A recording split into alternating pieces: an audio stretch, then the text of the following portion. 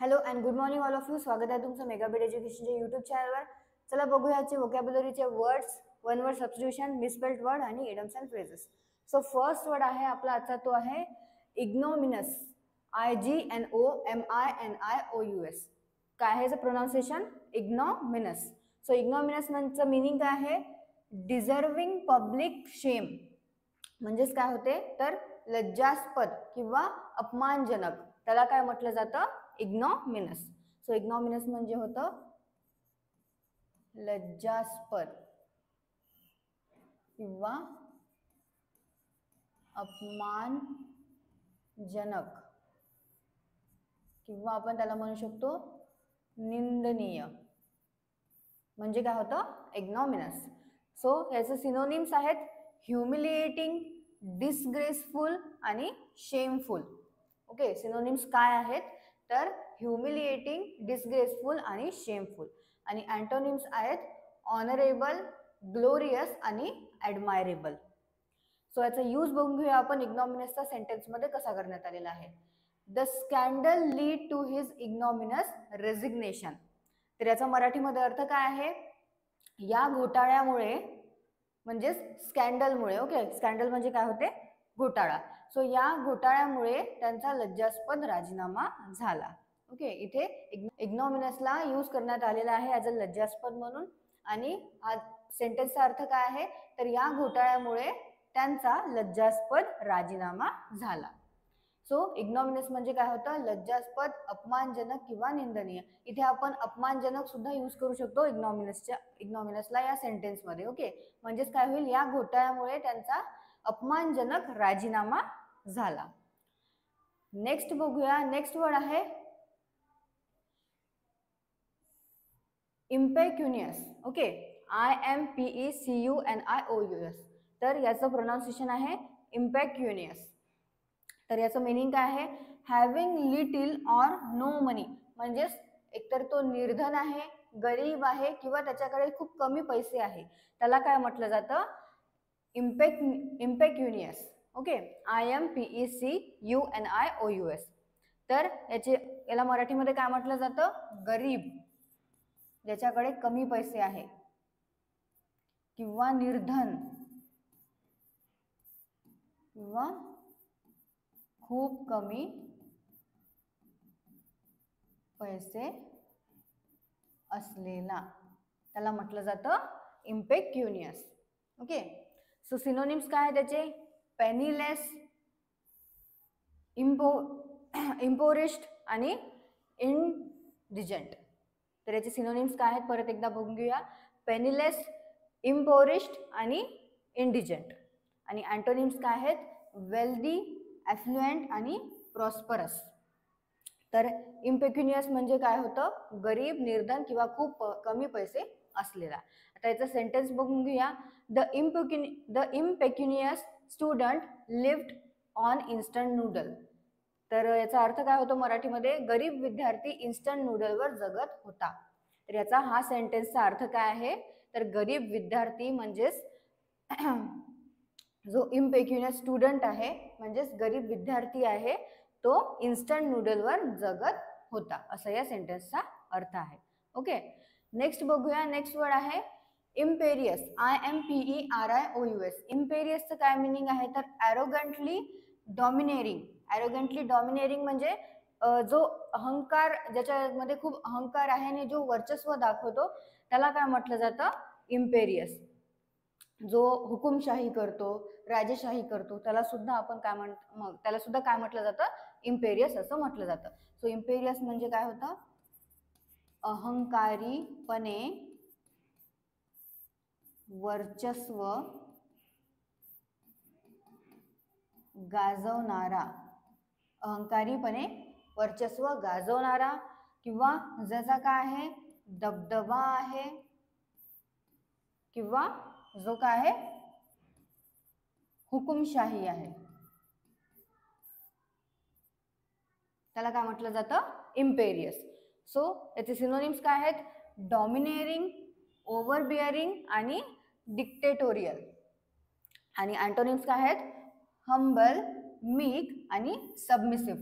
तर सिनोनिम्स एकदा परत बघून घेऊया आपण. इम्पेरियसचे काय होतं तर डॉमिनेरिंग, ओव्हरबिअरिंग आणि डिक्टेटोरियल हे सिनोनिम्स आहेत इम्पेरियसचे, आणि अँटोनिम्स आहेत हंबल, मीक आणि सबमिसिव्ह.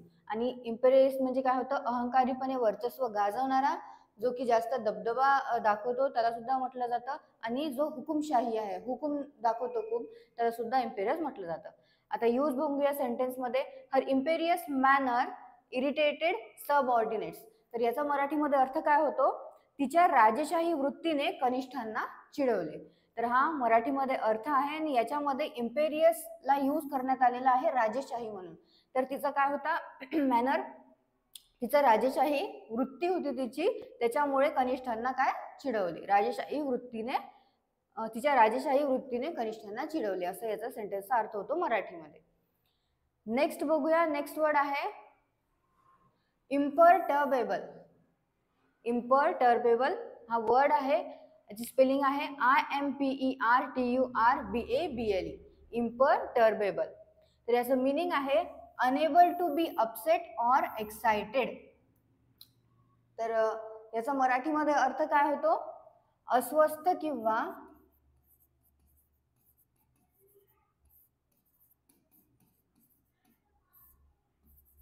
उत्साहित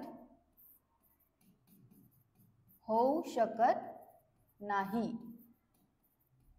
तर इम्परटर्बेबलचा अर्थ काय होतो, अस्वस्थ किंवा उत्साहित होऊ शकत नाही, किंवा जो शांत आहे, स्थिर आहे आणि अचल आहे, त्याला काय म्हटलं जातं इम्परटर्बेबल. सो याचे सिनोनिम्स बघूया. सिनोनिम्स आहेत काम, कंपोज्ड आणि अनफ्लॅपेबल. आणि अँटोनिम्स आहेत एक्साइटेबल, नर्वस आणि अँशियस. सो आता यूज बघून घ्या सेंटेन्स मध्ये इम्परटर्बेबलला कसं करण्यात आलेलं आहे. The pilot remained imperturbable during turbulence. तर याचा मराठीमध्ये अर्थ काय होतो, अशांततेदरम्यान पायलट अचल राहिला. सो जे अशांतता झाली, जे टर्ब्युलन्स झालेला आहे, त्या दरम्यानही पायलट जो आहे तो अचल राहिलेला आहे. तर इथे इम्परटर्बेबलला यूज करण्यात आलेला आहे अचल म्हणून. नेक्स्ट बघूया one word substitution. So one word substitution मध्ये फर्स्ट वर्ड जो आहे पीडियाट्रिक्स. तर पीडियाट्रिक्स म्हणजे काय होतं, branch of medicine concerned with children and their illness. म्हणजेच याला मराठीमध्ये काय म्हटलं जातं, किंवा पीडियाट्रिक्सला काय म्हटलं जातं, तर मेडिसिनची अशी एक ब्रांच जी लहान मुलांवर आणि त्यांच्या आजारांवर उपचार केला जातो, जिथे, त्याला काय म्हटलं जातं पीडियाट्रिक्स असं म्हटलं जातं. तर मेडिसिनची अशी ब्रांच जिथे लहान मुलांवर आणि त्यांच्या आजारांवर उपचार केला जातो, त्याला काय म्हटलं जातं पीडियाट्रिक्स असं म्हटलं जातं, म्हणजेच बालरोगशास्त्र.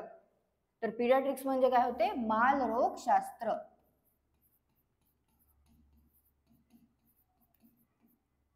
आणि पीडियाट्रिशियन म्हणजे काय होते, तर बाल रोग शास्त्रज्ञ, म्हणजे जे डॉक्टर्स असतात, जे यांच्यावर उपचार करतात, त्यांना म्हटलं जातं पीडियाट्रिशियन. नेक्स्ट बघूया. नेक्स्ट आहे जिओलॉजिस्ट. तर जिओलॉजिस्ट म्हणजे काय आहे, a person who studies the structure of the earth crust. तर असा पर्सन जो जे अर्थ क्रस्ट आहे त्याच्या स्ट्रक्चरवर स्टडी करतो, अभ्यास करतो, त्याला म्हटलं जातं वन वर्ड मध्ये जिओलॉजिस्ट. आणि मराठीमध्ये जिओलॉजिस्टला एक शब्द आहे, त्याला काय म्हटलं जातं भूगर्भ शास्त्रज्ञ. तर जिओलॉजिस्ट म्हणजे काय होतं मराठीमध्ये भूगर्भ शास्त्रज्ञ, म्हणजेच अ पर्सन जो स्टडी करतो अर्थ क्रस्टच्या स्ट्रक्चरचा, त्याला म्हटलं जातं जिओलॉजिस्ट. नेक्स्ट आहे misspelled word. So first word आहे आपला तो आहे आजचा देअर. तर देअरची करेक्ट स्पेलिंग आहे ऑप्शन बी THEIR. तर देअर म्हणजे सगळ्यांनाच माहिती आहे, देअर म्हणजे काय होतं, तर त्यांची,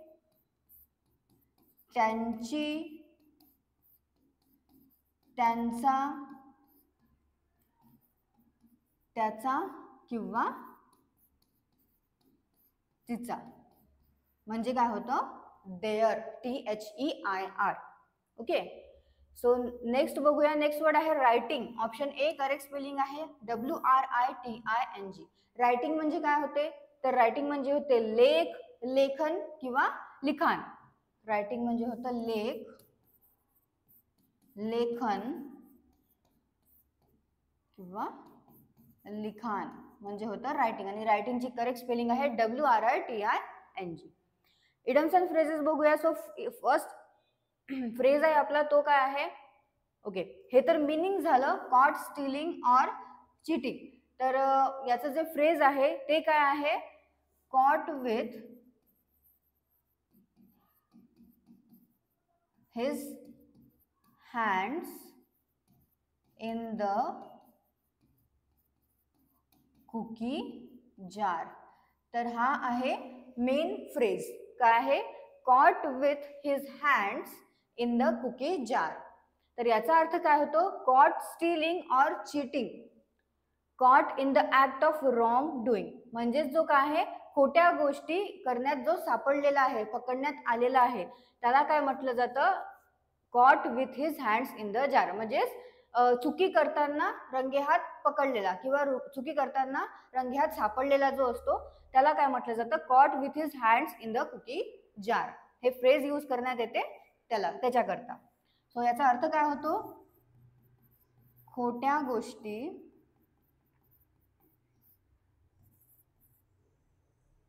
करताना पकडणे.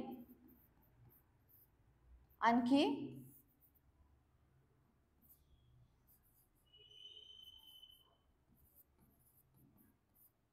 चुकी करताना रंगेहात पकडणे म्हणजे काय होतं, caught with his hands in the cookie jar. Next बघूया. नेक्स्ट आहे, ओके, इथे पण हा मिनिंगचा जो फ्रेज आहे त्याचा अर्थ होतो टू मेक अ सिच्युएशन वर्स. तर याचा फ्रेज काय आहे, याचा फ्रेज आहे added fuel to the fire. तर added fuel to the fire याचा अर्थ काय आहे, to make a situation worse, म्हणजेच to worsen and already bad situation. जी परिस्थिती आधीपासूनच वाईट आहे त्याला आणखी वाईट करणे म्हणजे काय होतं, added fuel to the fire. Okay, so याला काय म्हटलं जातं मराठीमध्ये, कोणत्याही वाद किंवा वाईट परिस्थितीला आणखी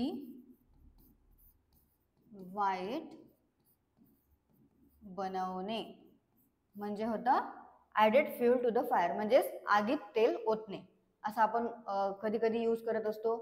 तर त्याला काय म्हटलं जातं, added fuel to the fire म्हणजे कोणत्याही वाद किंवा वाईट परिस्थितीला आणखी वाईट बनवणे हा याचा अर्थ होतो. ओके, सो हे आहेत आपले आजचे इडम्स अँड फ्रेजेस. मिसपेल्ड वर्ड जे आहे ते फारच इझी होते आजचे. देअर आणि रायटिंग. वन वर्ड सबस्टिट्यूशन मध्ये फर्स्ट होता पीडियाट्रिक्स. पीडियाट्रिक्स म्हणजे होतं बालरोगशास्त्र. तर बालरोगशास्त्र म्हणजे काय होतं, मेडिसिनची अशी एक ब्रांच आहे जिथे लहान मुलांवर आणि त्यांच्या रोगांवर उपचार केला जातो, त्याला म्हटलं जातं पीडियाट्रिक्स. आणि जे डॉक्टर्स असतात, जे शास्त्रज्ञ असतात, बालरोग शास्त्रज्ञ, त्यांना म्हटलं जातं पीडियाट्रिशियन. जिओलॉजिस्ट म्हणजे होते भूगर्भशास्त्रज्ञ. आणि हे आपले आजचे वर्ड्स आहेत, याचे परत एकदा तुम्ही वाचून घ्या, मराठी मिनिंग सुद्धा वाचा, सिनोनिम्स आणि अँटोनिम्स सुद्धा वाचा. आजचे वर्ड्स थोडेसे प्रोनाऊन्सिएशन करण्याकरता थोडे हार्ड होते. सो जे मी प्रोनाऊन्सिएशन सांगितलेलं आहे त्याचं तुम्ही मराठीमध्ये सुद्धा लिहू शकता. याच्या जिथे तुम्ही लिहाल, ज्या बुकमध्ये नोट डाऊन करत चला, तिथे मराठीमध्ये सुद्धा याचं प्रोनाऊन्सिएशन लिहून घ्या.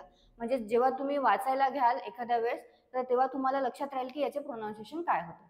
सो तुम्हाला सेशन आवडलं असेल तर सेशनला लाईक करा, चॅनलला सबस्क्राईब करा, सोबत तुमच्या फ्रेंड्सला शेअर करा.